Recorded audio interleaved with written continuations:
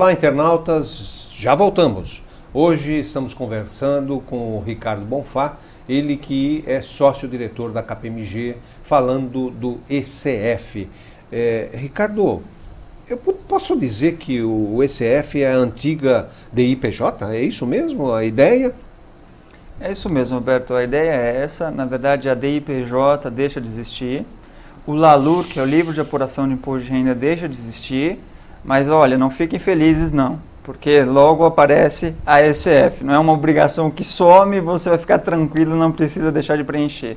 Ela realmente deixa de existir, mas agora se deu outro nome, né? Se chamou agora de ECF, Imposto de Renda. Então, basicamente, as informações que tinham nessas duas obrigações, elas passam a ser informadas, prestadas ao fisco no SPED Imposto de Renda, chamado ECF. Okay. Com mais um certo detalhamento, um volume de informações um pouco maior do que desta antiga obrigação, por isso a razão da mudança.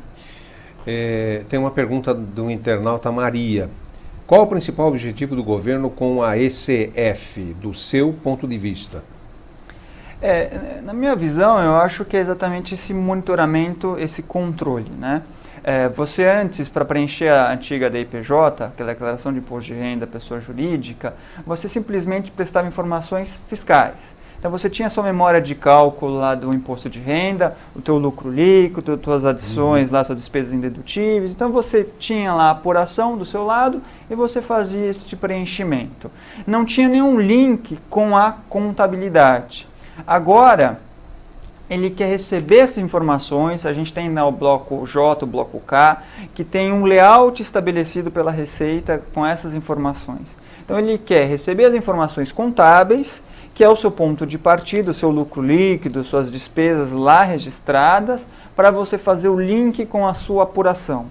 Então, é aí que o fisco quer chegar, este controle, este monitoramento da tua contabilidade, das informações prestadas lá, com exatamente a tua apuração, o valor a recolher efetivamente do tributo. Com relação aos outros SPEDs, né, o RH, PIS, COFINS, tem link com esse SPED, que é a nova DIPJ, se é que eu posso chamar assim? Existem informações correlatas, sim, porque quando você tem um SPED contábil, são as informações contábeis, né, a tua contabilidade. Quando você vai no SPED, no ECF, Imposto de Renda, você parte de dois blocos com informações contábeis, que elas devem estar coincidentes com o que você informou no SPED contábil, com a informação dos blocos lá relacionados à contabilidade. E é desses dois blocos que você vai conseguir preencher o bloco da apuração.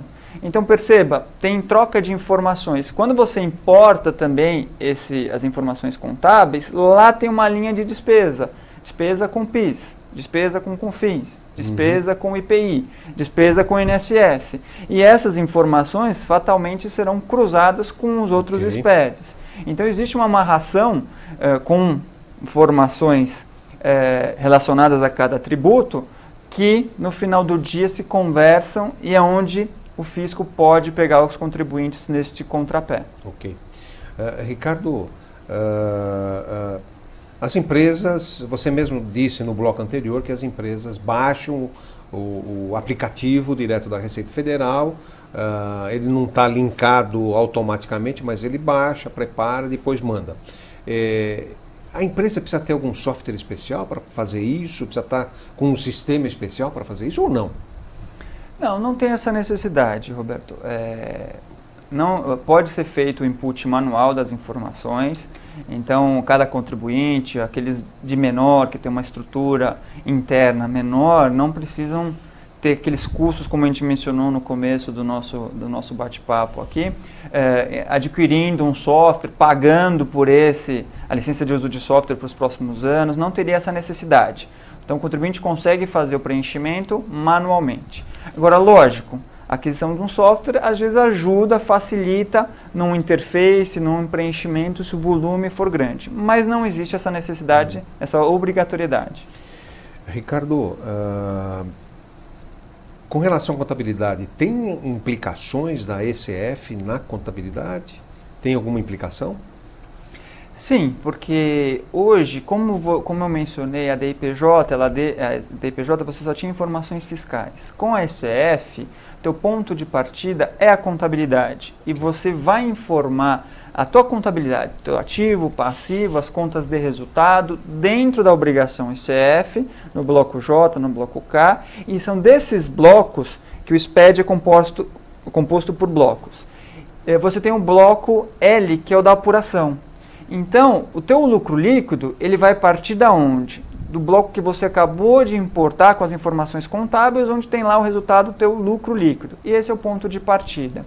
Então, ele quer ver essa consistência das informações contábeis, que é o ponto de partida para a tua apuração. Então, se essa informação contábil não tiver numa qualidade necessária, numa abertura necessária da informação para você conseguir identificar uma despesa indedutível e adicioná-la, dar o tratamento fiscal correto, ou uma receita que não deve ser tributada e a abertura necessária na tua contabilidade para poder fazer uma exclusão, ou seja, tirar da base de cálculo, você vai ter, que a gente chama nos trabalhos de gaps, né?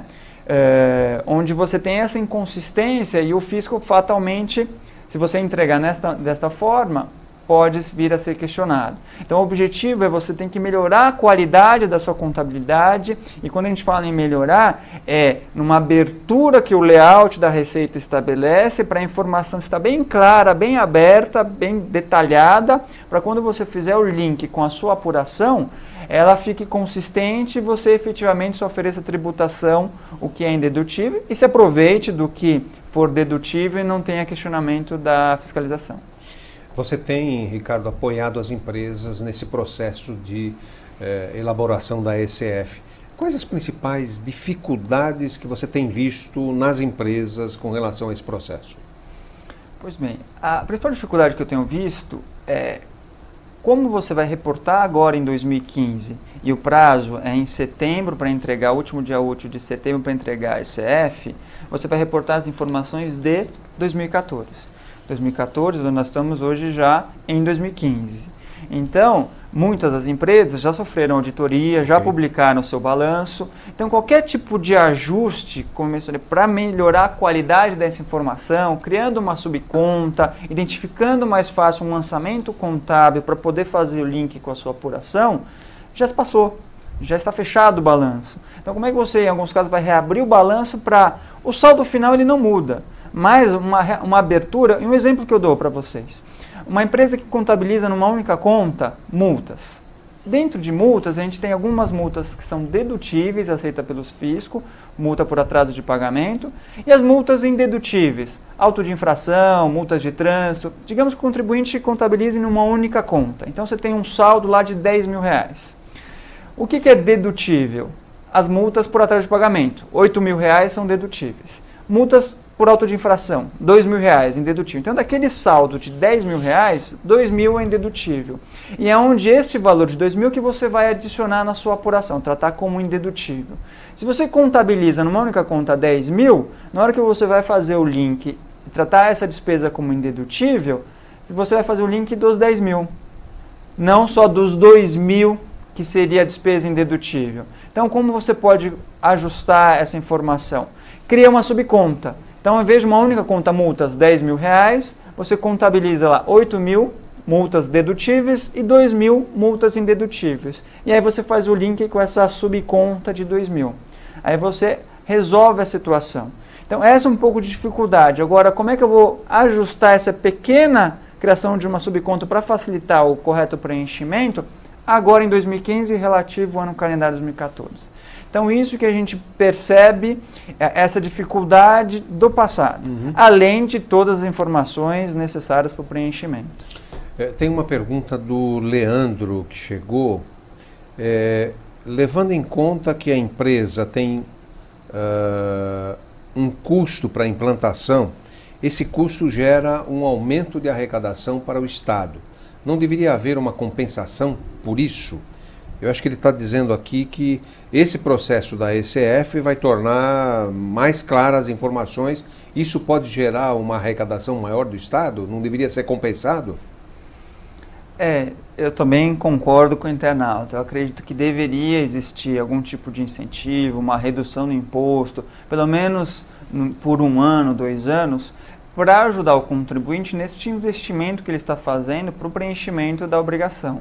Como a gente mencionou, existem muitos ajustes, treinamento de equipe, eventualmente algumas empresas maiores, aquisições de software, para exatamente preencher essa obrigação. Então é tudo um custo que não existe um retorno direto para as empresas. Então isso, eu entendo que deveria existir sim um subsídio, um incentivo fiscal, e falando nem que fosse momentâneo, para exatamente ajudar as empresas, ajudar o contribuinte a cumprir essa nova obrigação. Essa nova obrigação, a ECF, vai trazer algum benefício para o consumidor, para as empresas? No final do dia, Roberto, eu acredito que sim também, que traga um pouco de benefício, porque como você vai estar informando para a Receita informações contábeis, saldos das suas apurações, a parte, como eu mencionei, a parte B do LALUR, ela também vai ser reportada dentro do ECF. Antigamente o LALUR, que é o livro de apuração do imposto de renda, você não tinha que levar registro em lugar nenhum. Você imprimia, encadernava e poderia guardar no teu arquivo. Agora essa parte B, onde você guarda o saldo de prejuízo fiscal, bases negativas, diferenças temporárias como provisões, você também vai reportar nesta nova obrigação. Então, você vai ter essa obrigação pro fisco enxergar a informação atualizada. Mas, por sorte, você também vai ter esta informação atualizada para os seus controles. Então, se um profissional, um contador antigo se aposenta ou tem um desligamento de um profissional da contabilidade, essa informação estava lá na CPU dele ou arquivada em algum lugar que a gente não localiza, isso os contribuintes agora também acabam não vivenciando este sofrimento quando isso acontece. Porque a Receita está recebendo essa informação 100% atualizada, mas por sua vez, essa informação você também vai ter de forma atualizada nos seus arquivos. Então esse é o lado bom que eu vejo desse cenário. Os internautas estão percebendo que o assunto é importante e não é tão simples assim. A propósito, vai ser feito um seminário, a KPMG e a ANEFAC, sobre o assunto em diversas cidades, eu até mencionei lá no começo. O que destaca e por que as empresas devem procurar esse seminário? O que é de importante? Esse seminário, ele, na verdade, ele tenta conjugar, explicar as principais fichas, né, os principais blocos existentes dentro do SPED, as principais informações dentro de cada bloco, e ele conjuga também, então além de trazer essas novidades, um pouquinho de casos práticos, um pouquinho dessa nossa vivência nos clientes que a gente tem percebido, e a gente vai tentar passar aí para os participantes da ANEFAC essa nossa sensibilidade dos pontos principais, dos blocos principais e um pouquinho dessa vivência desses problemas enfrentados no dia a dia das empresas para o correto preenchimento. Uma outra coisa importante agora para mencionar, acho que não tem problema de multa ou tem problema de multa? Esse é um bom ponto, viu, Roberto? Na verdade, existem 2 multas caso o contribuinte não obedeça ou não se atente para essa nova obrigação. A primeira multa é pela não entrega. Qual é o valor da multa? É 0,25% do lucro líquido da empresa. Por mês não entregue. Então você ficou 1 mês sem entregar, 0,25% do seu lucro líquido. Ficou 2 meses, a multa passou lucro líquido. Do lucro líquido. Passou para 0,5%. Então você pega uma empresa muito grande, uma multinacional... O valor é gigantesco. O valor é gigantesco. Isso por mês. Ficou 4 meses sem entregar, virou 1%. Então, agora sempre tem... Bom, eu me encontro no cenário de prejuízo. 0,25% de prejuízo é nada. Mas a receita ela não fica para trás. Você vai pegar o lucro líquido do ano anterior. Então, se esse ano de 2014 deu prejuízo, você pega o lucro de 2013 como base de cálculo para cálculo da multa. Então, essa é a primeira multa, limitado a 10%, então você fica muitos meses sem entregar. Bom, essa é a primeira penalidade, 0,25% pela não entrega do teu lucro líquido. E aí, entregando, Aí você vai para a segunda penalidade. Qual a segunda penalidade? 3% do valor omitido, inexato ou incorreto.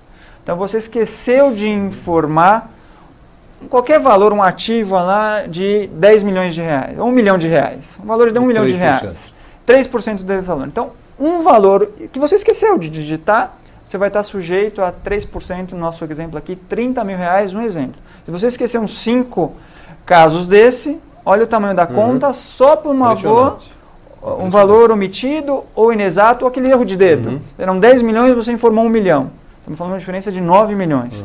3% de 9 milhões numa única penalidade. E as sem fins lucrativos, ONG, qual é a penalidade? Estão sujeitas às mesmas penalidades. É a mesma... Não tem lucro, mas... Não tem lucro, mas tem superávit. Perfeito. Ou déficit. Então, essa será a base de cálculo. Então, a mensagem que a gente percebe aqui, Roberto, é bem clara para a Receita. A mensagem é, façam contribuinte. A gente é uma multa alta, a gente até questiona nos nossos fóruns com o GETAP, realmente é desproporcional o descumprimento de uma obrigação acessória, a gente não está falando ainda em imposto aqui no tributo, e sim a falta só simplesmente de uma obrigação acessória não preenchida, e é o que a gente brinca lá internamente, é uma bazuca para matar uma formiguinha. Então a gente acredita que com o tempo isso deva mudar, mas hoje a mensagem é essa, não deixem para amanhã, não entreguem zerada, e depois, daqui uns 2, 3 meses, você entregando zerada, você foge da primeira penalidade. Mas aí você vai estar sujeito à segunda penalidade, que é 3% de qualquer valor lá não informado. Ricardo, foi rápido, nós chegamos ao fim, as suas explicações ótimas. Você tem alguma consideração adicional a fazer?